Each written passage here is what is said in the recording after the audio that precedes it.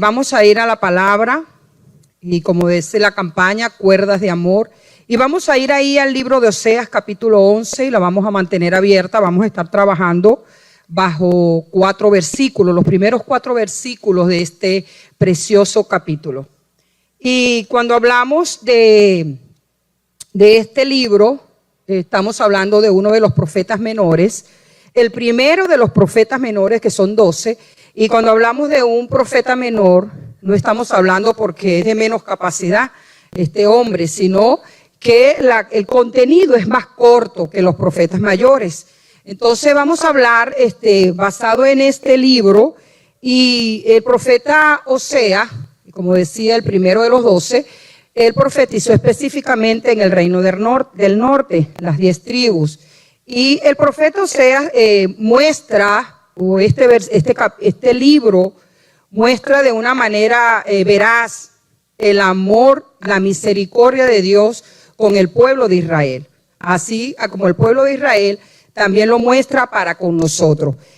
Una de las maneras de que se muestra en este libro el amor incondicional de Dios hacia el pueblo de Israel o hacia nosotros como hijos de Él, es cuando cuando Dios le dice al profeta, y en el capítulo 1, versículos 2 y 3, cuando Él le dice que fuera y tomara por mujer a una fornicaria. A pesar de ser una mujer fornicaria que representa el pecado de Israel o que representa el pecado de nosotros como seres humanos, como creyentes, como hombres y mujeres, que a pesar de eso Dios le dijo al profeta Oseas: toma a esta mujer fornicaria que es Gomer. O sea, de una vez le puso el prefijo, digámoslo así, mujer fornicaria. Entonces, en este libro del profeta Oseas, que es uno de los profetas menores, vamos a ver el amor de Dios reflejado de una manera veraz. Algo que me llamaba la atención de este libro, y he leído mucho este libro últimamente porque me llamó la atención, es que no solamente se habla del amor de Dios de la manera incondicional, sino también hace mención a la advertencia para aquellas personas que no le prestan atención al amor de Dios. O sea, es tremendo, ¿verdad? O sea, también hace advertencia a eso, cuando tú no le prestas atención a ese amor de Dios que es de manera incondicional. Entonces vamos a ir allí, por favor, al libro de Oseas, capítulo 11, del versículo 1 hasta el 4.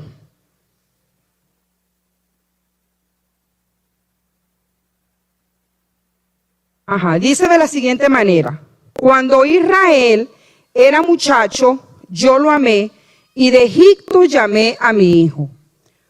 Cuanto más yo lo llamaba, tanto más se alejaba de mí. A los Baales sacrificaban y a los ídolos ofrecían sahumerios. Yo con todo eso enseñaba a andar al mismo Efraín, o sea, al mismo Israel, tomándole de los brazos, y no conoció que yo le cuidaba. El versículo 4. Con cuerdas humanas los atraje y con cuerdas de amor, y fui para ellos como los que alzan el yugo de sobre su cerviz, y puse delante de ellos la comida. Yo cuando leía todo este capítulo, porque todo el capítulo 11 es muy interesante, pude notar que este capítulo 11 está, digámoslo así, dividido como en 2 partes. Del versículo 1 al versículo 7, nosotros podemos ver la generosidad del amor de Dios sobre el pueblo de Israel. Pero también podemos ver la incapacidad del pueblo de Israel de entender lo que es el amor de Dios. Y sabe algo, hermano, muchas veces también es así en la vida de nosotros. Nosotros no logramos entender la generosidad de Dios hacia nosotros, la misericordia de Dios sobre nuestras vidas. Y muchas veces esa incapacidad nos lleva a tomar decisiones equivocadas que, por supuesto, van a traer consecuencias a nuestra vida diaria. Aleluya. Entonces, esos primeros versículos del 1 al 7 podemos ver eso.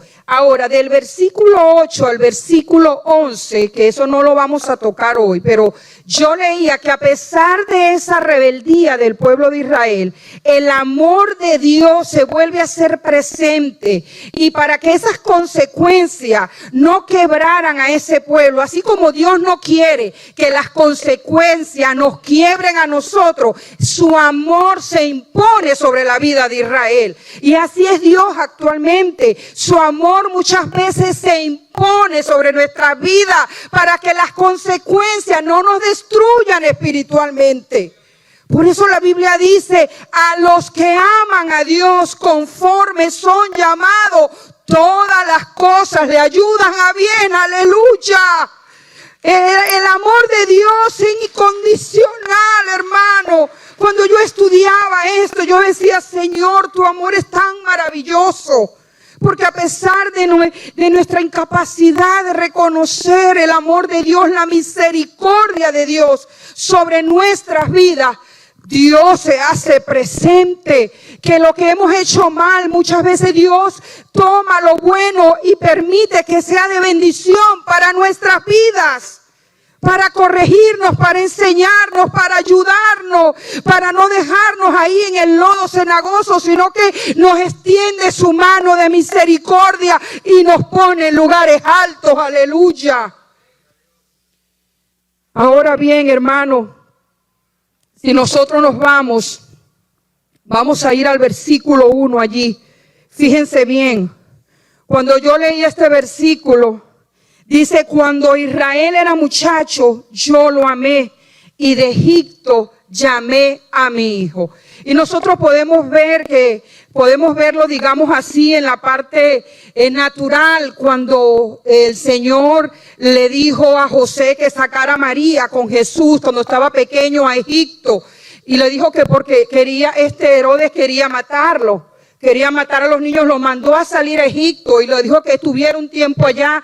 Allí podemos ver algo literal, cuando dice la Biblia, porque esto se va a la Biblia, al Nuevo Testamento, cuando dice en Mateo 2:15, y estuvo allá hasta la muerte de Herodes, para que se cumpliese lo que dijo el Señor por medio del profeta, cuando dijo, de Egipto llamé a mi hijo.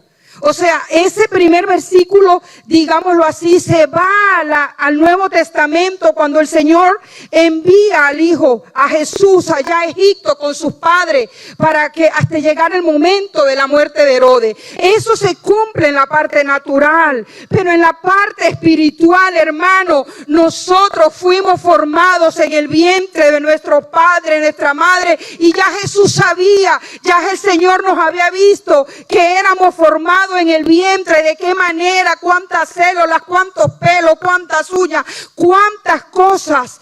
Y desde ahí, desde el vientre de nuestra madre, ya Dios nos había llamado, ya Dios nos había escogido, ya Dios nos tenía un nombre, ya Dios nos tenía algo planificado para nuestras vidas. Porque de ahí nos llamó el Señor. Antes de la fundación del mundo, ya Dios sabía cómo iba a ser el color de mi cabello, cómo iban a ser mis ojos, cómo me iba a llamar yo, quién iba a ser yo, ya Dios lo sabía, porque se cumple eso. Ahí dice que cuando era muchacho, cuando tú y yo estábamos en el vientre, dice allí en Jeremías 1:5, antes que te formaste en el vientre, te conocí, y antes que nacieste, te santifiqué. Ya Dios nos tenía, no nacimos por casualidad. Usted no nació porque fue producto de una mala decisión de su madre. Usted no nació porque es producto de una violación y de una mala decisión de un padre. No, usted nació porque Dios ya lo tenía en su agenda, aleluya, que usted nacería tal día, tal fecha y tal año, gloria a Dios. Porque ya él sabía, gloria a Dios. Egipto, hermano, en la parte espiritual representa de donde Dios nos llamó. Todos venimos de esa naturaleza pecaminosa, obtenida ahí en el huerto del Edén, gracias a Adán y a Eva. Venimos de una naturaleza pecaminosa, pero de ahí nos está llamando el Señor. Porque Egipto, como dice ese primer versículo, representa eso, esa naturaleza pecaminosa. Y de ahí el Señor nos está llamando, gloria a Jesús. Actualmente Dios está llamando muchas vidas. Estamos en los tiempos finales, cortos, y Dios nos está llamando. Pero ¿sabe algo? El versículo 2 dice, vamos a seguir allí en la Biblia, cuanto más yo los llamaba, tanto más se alejaban de mí. ¿A qué se alejaban? A los Baales sacrificaban y a los ídolos ofrecían sahumerio. Mire, Dios en su misericordia en esos tiempos, tanto detrás de Israel. Y sin embargo, como dice ahí, cuanto más Dios le mandaba profetas, cuanto Dios más le mandaba gente que le hablaran, le entraba por un oído y le salía por el otro. Más sacrificaban, más se iban detrás de los Baales. Y sabe algo, hermano, muchas veces nosotros somos así.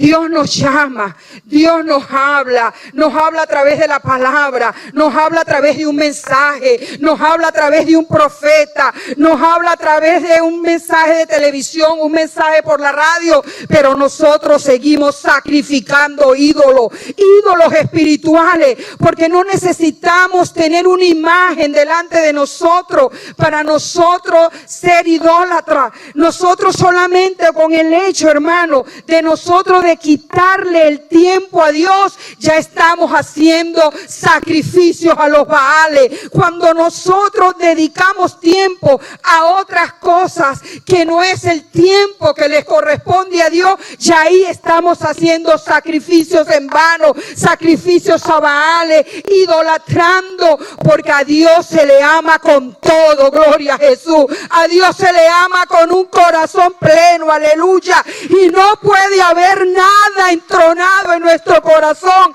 sino solamente el amor de Dios, aleluya. A veces creemos que los ídolos literales son aquellos que nos apartan o que nos separan del amor de Dios.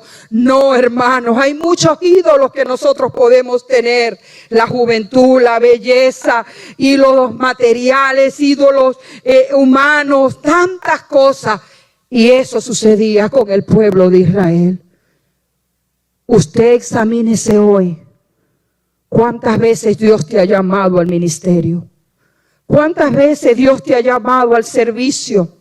¿Cuántas veces Dios te ha llamado a que te santifiques cada día más? ¿Cuántas veces Dios te ha dicho, ven a un ayuno, métete, búscame en la intimidad para poder revelarme a tu vida? Queremos escuchar la voz de Dios. Queremos ser esto, queremos hacer tanto, pero nos quedamos solamente en el querer y no hacemos lo que tenemos que hacer para Dios. Pero el Señor nos dice en esta noche, he aquí, el tiempo es corto, hermano, y la venida de Cristo está en las puertas, aleluya. La trompeta está que suena, gloria a Dios.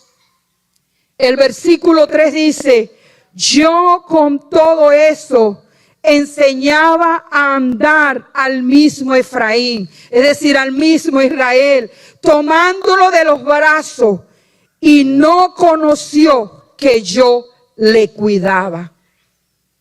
¿Cuántas veces estaremos caminando nosotros por caminos escombrosos, por caminos peligrosos, hablando espiritualmente, por lugares donde no debemos de estar, por cosas que no debemos de decir, por oídos que no debemos de prestar? Y sin embargo, Dios en su amor, dice la Biblia, que Él nos toma de los brazos y no conocemos que es Él que nos está cuidando, que es Él el que nos está llevando, que es Él el que nos está guiando para que no cometamos errores y las consecuencias no nos hagan daño. A veces pedimos y pedimos, pero no sabemos pedir. A veces queremos algo y el Señor dirá, hijo, si te lo entrego, no es mi voluntad, no es mi voluntad perfecta, pero tú lo pides y lo pides, pero no es lo que yo tengo para ti. No sabemos que Dios nos está cuidando. Muchas veces Dios pone atalayas alrededor nuestro. ¿Cuántos atalayas Dios ha levantado a tu lado? ¿Cuántos atalayas, hombres y mujeres de Dios, Dios ha puesto? ¿Sabe por qué? Porque Él es el que cuida de nosotros. Pero Efraín no sabía, ni se dio cuenta que Dios estaba cuidando de él. ¿Habrá alguno de nosotros en esa condición? ¿Habrá alguno de nosotros que no nos hemos dado cuenta que Dios nos cuida, que Dios pone atalaya, que Dios nos guarda, que Dios nos preserva, que aunque nosotros queramos algo, Dios no nos los entrega porque no es de bendición, sino de perdición? Es ahí donde Dios nos cuida, gloria a Jesús. Su amor es incondicional, gloria a Dios. Muchas veces Dios nos lleva cargados y ni siquiera nos damos cuenta. Pero Él nos lleva cargados. Cuando estamos en pruebas, en luchas, en dificultades, pensamos que estamos solos. Pero Dios nos lleva de su brazo, gloria a Jesús. Vamos al versículo 4, por favor. Y dice: con cuerdas humanas los atraje, con cuerdas de amor, y fui para ellos como los que alzan el yugo de sobre su cerviz, y puse delante de ellos la comida. Estas cuerdas humanas representan el amor de Dios incomparable con su pueblo Israel y también para con nosotros. Esas cuerdas humanas de amor, como dice ahí, cuerdas humanas los atraje. Esas cuerdas humanas son cuerdas de amor de parte de Dios. Y ¿sabe algo? A veces esas cuerdas representan una prueba que Dios está entrelazándonos, porque de esa prueba y de ese proceso Dios va a sacar un brillante, aleluya. Dios va a sacar un brillante, gloria a Dios. Y aunque la prueba te esté arropando y esas cuerdas te estén abrazando, es Dios porque va a sacar un brillante, aleluya. Porque ese tesoro que está en este barro, Dios le va a sacar la forma que Él necesita, aleluya. Y esa forma solamente lo va a hacer a través de las cuerdas humanas, cuerdas que representan el amor de Dios sobre nuestra vida.